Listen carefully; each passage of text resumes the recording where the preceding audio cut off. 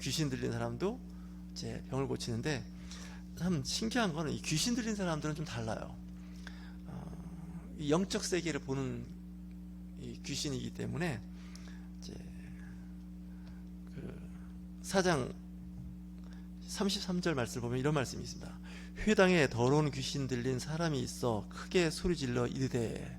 회당이라고 하면요, 요즘 같은 교회입니다. 유대인들이 모여서 이제 말씀도 가르치기도 하고 또 예배도 드리고 그렇게 교제하는 곳이 회당인데, 이 회당에 귀신이 들린 사람이 있었다는 거예요. 교회 안에 있었다는 거예요. 여러분들 교회 안에는 귀신 들린 사람이 없을 것 같으죠? 있습니다.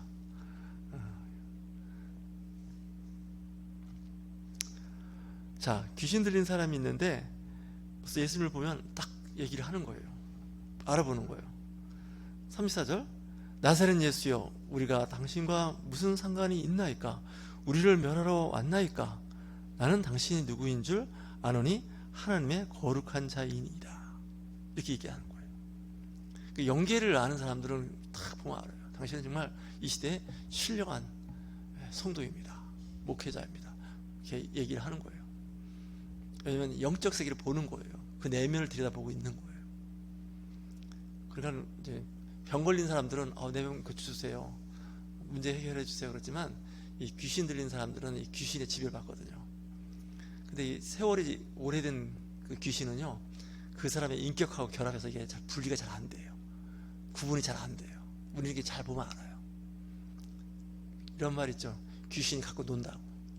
귀신이 하는 일 중에 하나가 약간 조롱하는 말을 해요.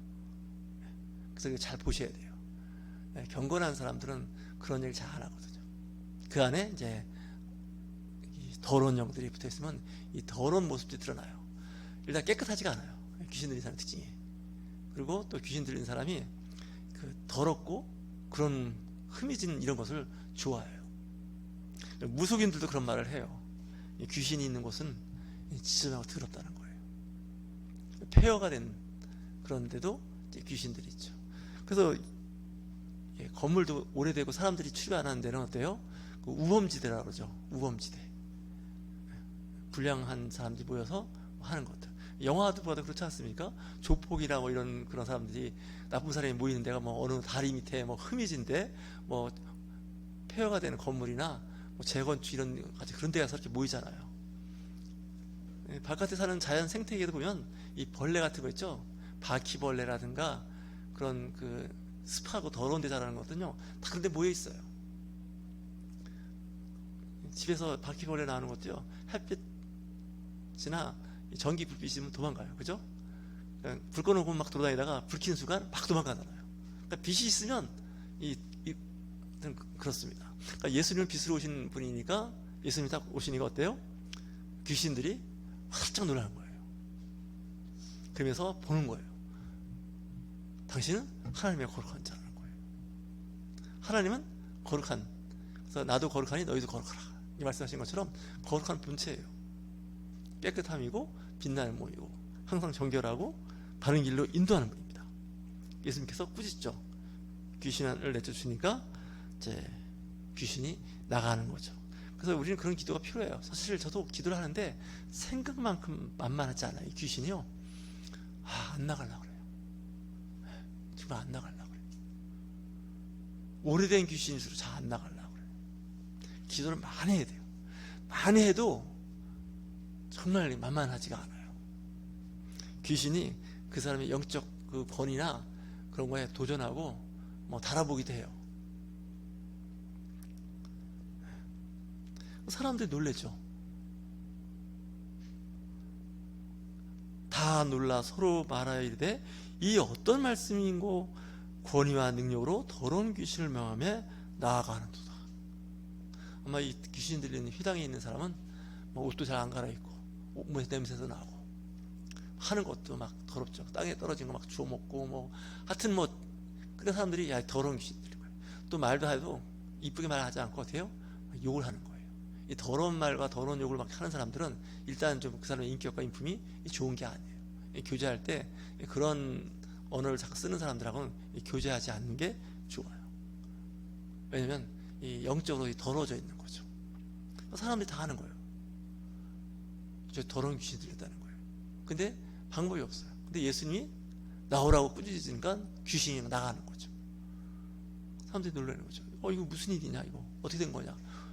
우리랑 같이 있었는데 저 귀신이 물러가는 것을 보신 거죠. 그래서 소문이 쫙 퍼져요. 소문이 쫙 퍼지니까 사람들이 막 예수님한테 사람들이 모여들기 시작하는 거죠. 사람들이 너무나 많이 모여서 진짜 밤을 새가면서 환자를 치료해도 다 못할 만큼 인산인해를 이루고 있는 거죠. 그래서 온 사람들, 병이 들려서 온 사람들이 상당수가 보니까 귀신이 들렸더라는 거예요. 물론 이제 귀신이 안 들리고 몸이 아픈 사람도 있어요. 하지만 영적으로, 정신적으로 문제 있는 사람들이 나타나는 거죠. 그래서 41절에도 이런 말씀을 하고 있습니다. 여러 사람들에게서 귀신들이 나가며 소리질러 이르되 당신은 하나님의 아들이니이다. 앞에 있는 그 귀신 들린 사람은 당신은 하나님의 거룩한 자라 이렇게 인정하는 거죠. 41절의 말씀에 나오는 귀신은 어떤 귀신이냐? 당신은 하나님의 아들이니이다 이렇게 얘기하는 거예요. 사람들은 오히려 몰라요. 저 사람 나사렛 사람이고 우리 이웃 사람이고 어릴 때 성장하는 걸 봤는데 왜 저런 능력이 나가는 걸까 하는데, 귀신 들린 사람은 자기 입으로 이렇게 얘기해요. 당신은 신령한 자라는 거예요. 여러분 사회생활 하거나 누구를 만났을 때 그런 말 들으면 참 좋아요. 당신은 일반 크리스찬하고 다릅니다. 역시 당신은 진정한 이 시대 그리스도인으로서 사람이 좀 보니까 신령해 보입니다. 이 신령하다는 게 뭐예요? 영적인 사람이라는 뜻이에요. 일반 사람과 다르다는 거예요. 그래서 영적인 사람은 영적 세계를 분별할 줄 알아요. 예수님을 볼 때 일반인들은 저 사람은 요셉 목수의 아들이고 그 어머니는 마리아야 그렇게 생각하는 걸로 끝나는데, 신령한 사람들은 어때요? 알아보죠. 세례요한도 세례받고 났을 때 성령이 임하는 걸 보고서 딱 알아보잖아요. 근데 제가 보니까 그 눈이 열려서 예수님이 하나님의 아들 그 오신 것을 본 사람은 제가 보기엔 침례요한밖에 없다고 해요. 왜냐면 그 세계를 본 거예요. 그래서 나의 사역은 이제 정리가 됐다는 거죠.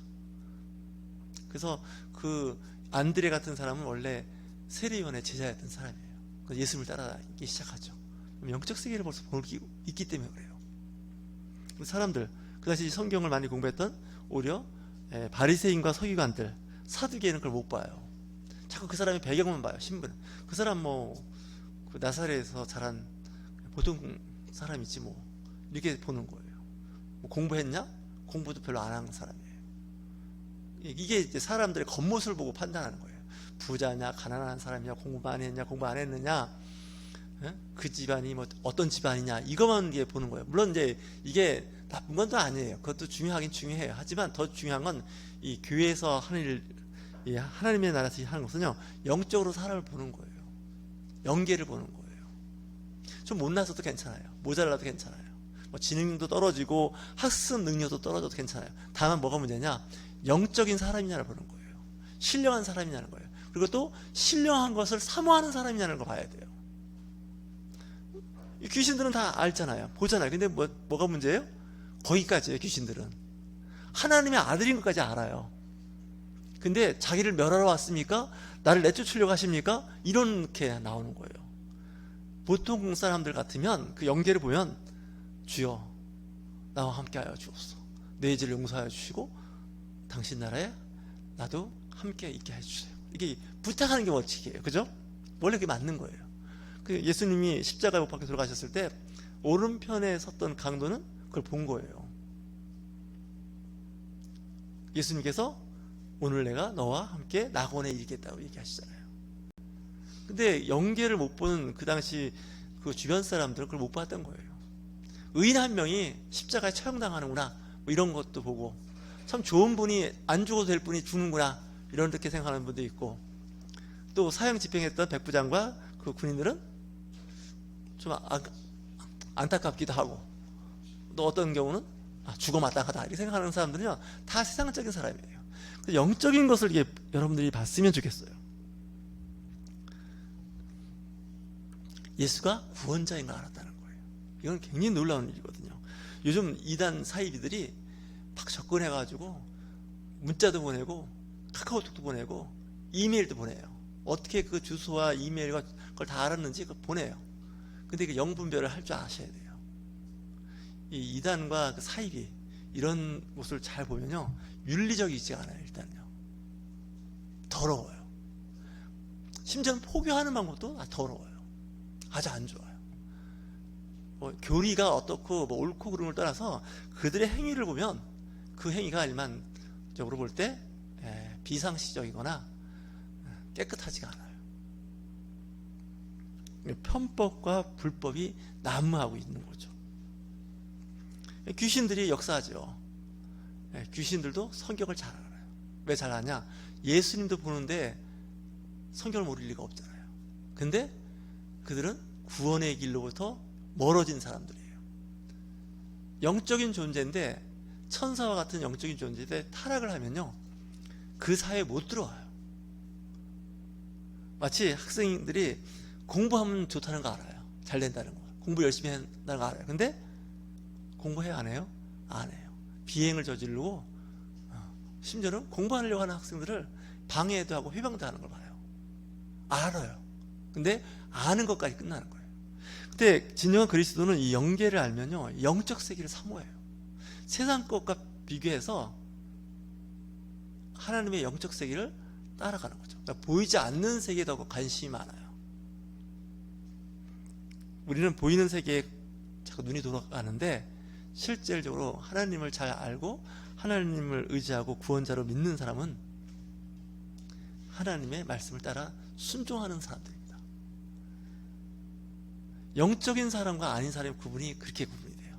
몰라도 문제지만 알아도 하나님 나라의 말씀에 순종하며 가는 그 자세와 능력을 갖추지 않으면 이건 정말 힘들어지는 거죠. 예수님께서 그곳에만 머르지 않고 다른 곳으로 자꾸 옮겨 다니세요. 왜? 내가 보내심을 받았는데 내가 한 장소 한 곳에 머물지 않고 순회하는 선교사처럼 다니면서 그곳에서 병도 고치고 귀신 들린 사람도 내어 쫓는 일을 하게 됩니다. 오늘은 나병 들린 사람이 있는데 그 나병 상태가 어느 정도 심각했냐면 온 몸에 나병이 들렸다는 거예요. 머리끝에서 발끝까지 피부병이 다 생긴 거예요. 벌써 이미 만성화된 병을 갖고 있는 거죠. 초기가 아니에요. 그 나병, 피부병, 온몸에 다 그 나병의 흔적이 있는 사람을 예수님께서 병을 고쳐주신 이야기를 오늘 하고 있습니다. 그 믿음이 대단하죠? 원하시면 나를 깨끗하게 하실 수 있나이다, 이렇게 얘기하는 거죠. 고백이 참 중요해요. 귀신 들린 사람은요, 그 고백을 안 해요. 내 안에 귀신이 들어와 있으니까 귀신을 내쫓으셔, 이런 얘기 안 해요. 귀신의 소리를 낸단 말이죠. 그래서 여러분들 그 연계를 좀 잘 관찰해 보실 필요가 있습니다. 예, 성경은 윤리적이에요. 예, 도덕적이에요. 바른 생활이에요. 거기에 플러스 뭐하고 결부되어 있느냐? 영적인 세계가 결부되어 있는 거예요.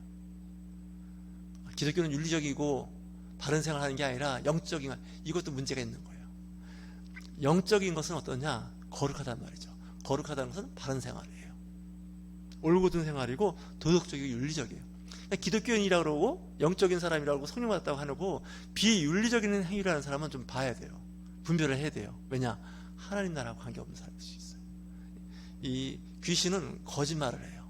거짓의 영이 역사하기 때문에 그래요. 이 나병이 육체의 나병도 있지만요, 영적 나병도 있는 거예요. 영적으로 병 들은 거예요. 문둥병이 들은 거예요. 귀신 들린 것처럼, 이 영이. 근데 이 나병은 그 당시에 고칠 수 없는 병이에요. 불치의 병이에요. 예수님을 만나야 그 영적인 문둥병이 치유되는 거죠. 지금 이 시대에는 영적으로 병든 문둥병 환자가 많은지도 몰라요. 그 문둥병이 나은 그 사람에게 예수님께서 말씀하시죠. 원래 말씀의 구약에서는 문둥병 걸린 사람은 이제 그 병이 나았잖아요. 사실 낫는 병이 아니에요.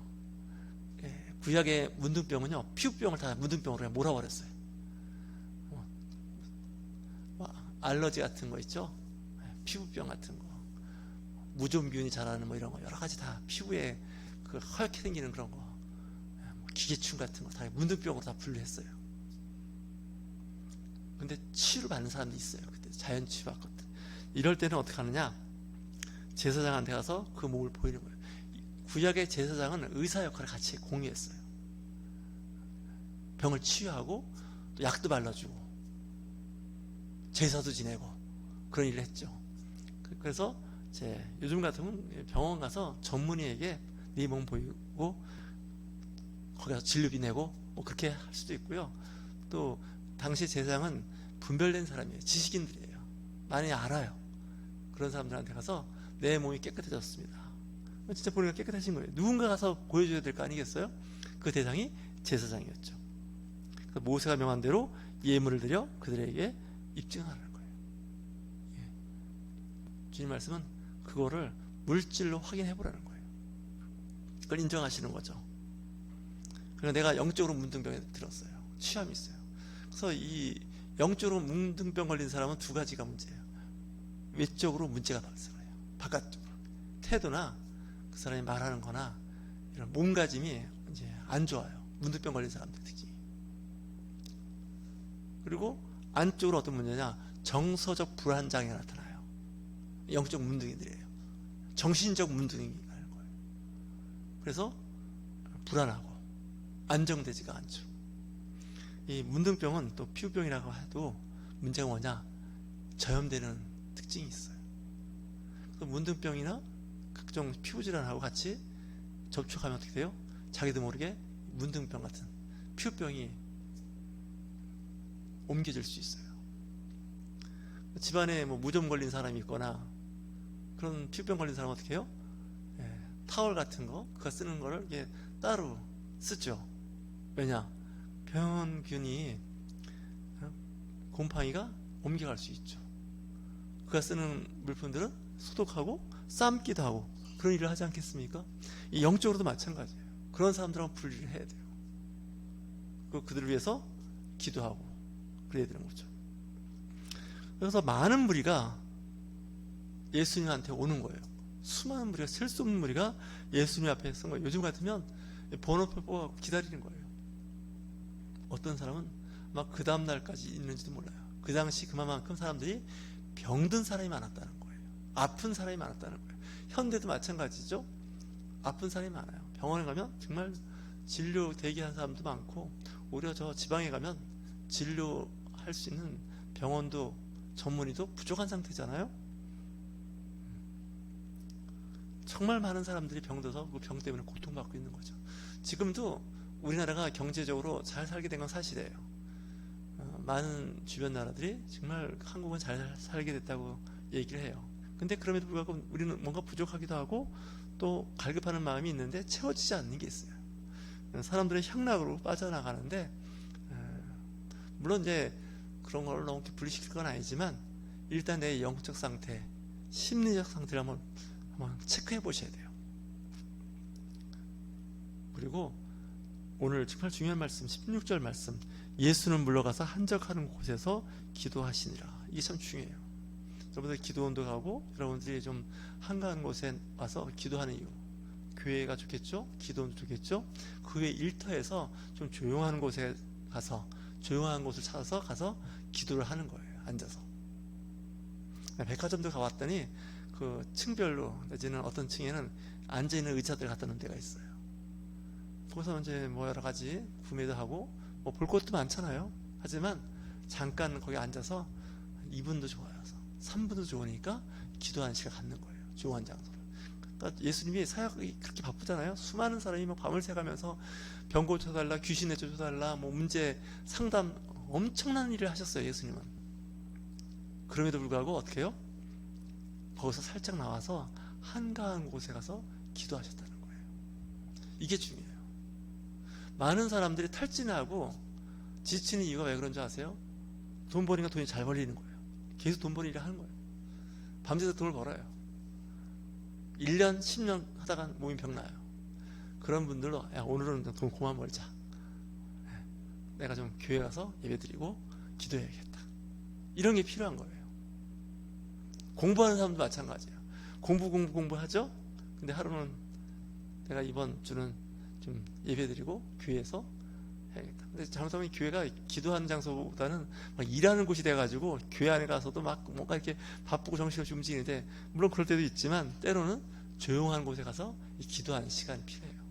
교회도 보면 이 기도하는 방을 따로 만들어 놓은 데도 있어요. 근데 그렇게까지 할 필요도 없어요. 교회는 주중에는 늘 이렇게 비어 있어요. 교회가 문이 잠겨 있으면 어때요? 복도에 의자에 앉아서 하고 가도 되죠. 저는 그 일을 좀 했어요. 큰 교회든 작은 교회든 가보면 잠겨 있는 데가 많아요.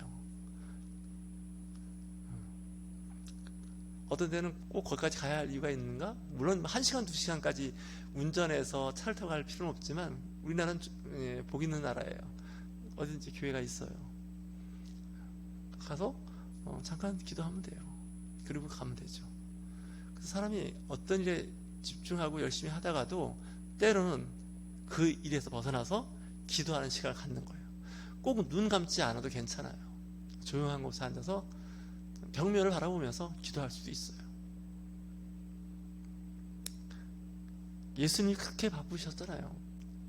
정말 많은 사람들한테 둘러싸여 있고 어려움도 있었을 거예요. 또 사람들로부터 칭찬도 들었어요. 평가도 좋았어요. 당신이야말로 이 시대에 정말 대단한 사람입니다. 일반 서기관이나 바리새인과 같지 않고 당신의 가르침은 정말 신령합니다. 칭찬도 들었어요. 물론 반대로 예수님을 죽이려고 했던 사람들도 있어요. 하지만 그 모든 사람을 하고 분리되는 거죠. 그래서 하나님께 기도하였다는 거예요.